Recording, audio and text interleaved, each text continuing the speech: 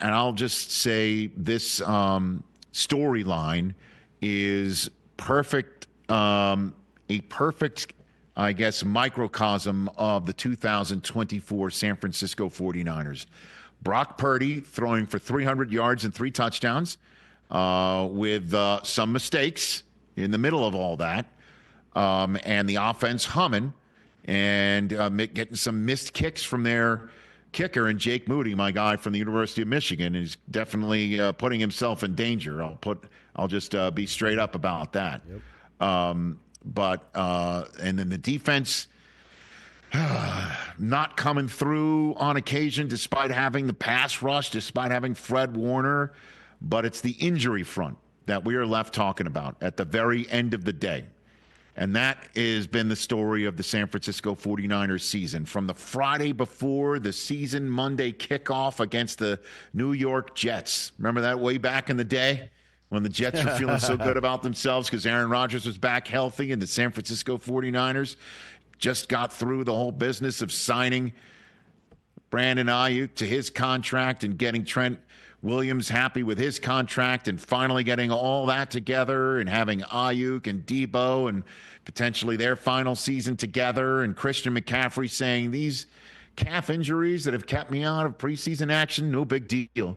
And then all of a sudden, wait a minute, McCaffrey's not starting on the Monday night. Wait a minute, McCaffrey's on injured reserve. Wait a minute, it's not just one Achilles that's aching him, it's both.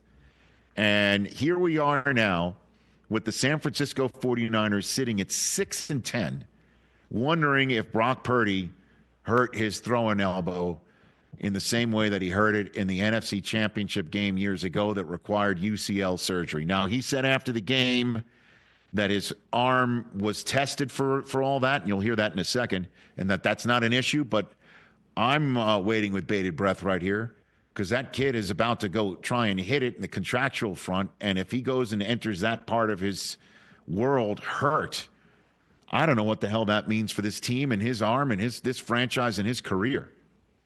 But this is what Brock Purdy had to say after the game, after the final interception knocked him out, because he said his arm was on fire.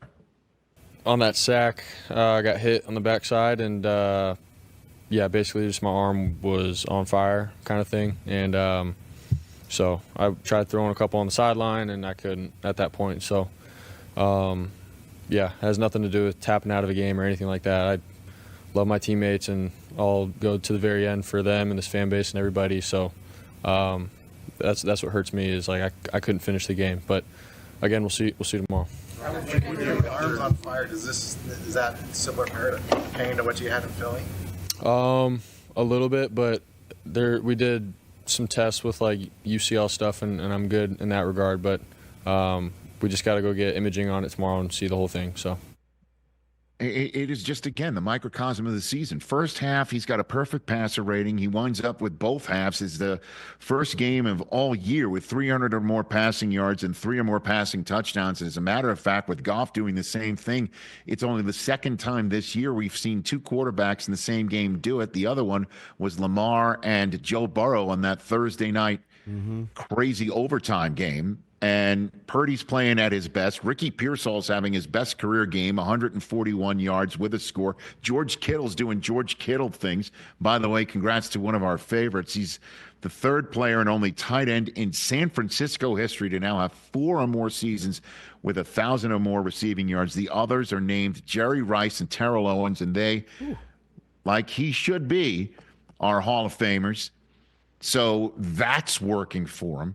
The running scheme, this kid Garendo looked just like, Jordan Mason, who looked just like McCaffrey at times. And McCaffrey is obviously plus up. He always pluses up that running attack and rushing game. But when it all comes down to it, that second half was the microcosm of the season where things just begin to go wrong. Offensively, they just get on the wrong page at the wrong time. And then an injury comes home to roost. And then the whole thing turns to crap. And then the kicker misses some kicks. And then there's always that sideline shot of Kyle Shanahan just looking half angry and half confused as to what the hell's happening out there. And it just turns into a lost season for the 49ers. And the only question is is this possibly going to be a lost offseason for Brock Purdy? His arm's on fire. When you hear that, I'm hoping it's just one of those moments where he's hit in the wrong way and his arm goes dead for just the night and he feels fine the next day. But we're going to see whatever the hell the imaging says. And when you're coming off of that UCL surgery and that injury and you start hearing about, hey, everything seems to be fine with the UCL, but my arm's on fire, you're sitting here going, what the hell is that all about? That'll be the last thing the Niners need is all of those injuries and all of the question marks that the injuries caused and all of the ups and the downs that cause a lot of the other confusion from the fan base to what the hell's going on. If that bleeds into the offseason with their quarterback, holy cow.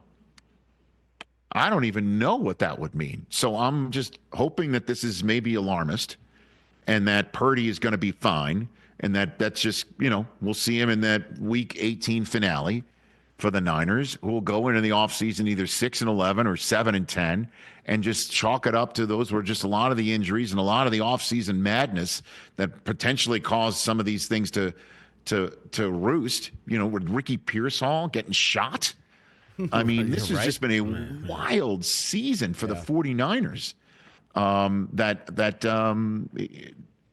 will lead to a new NFC champ. Unbelievable. Catch the Rich Eisen Show every single day on the Roku Channel, 12 to 3 Eastern, for free.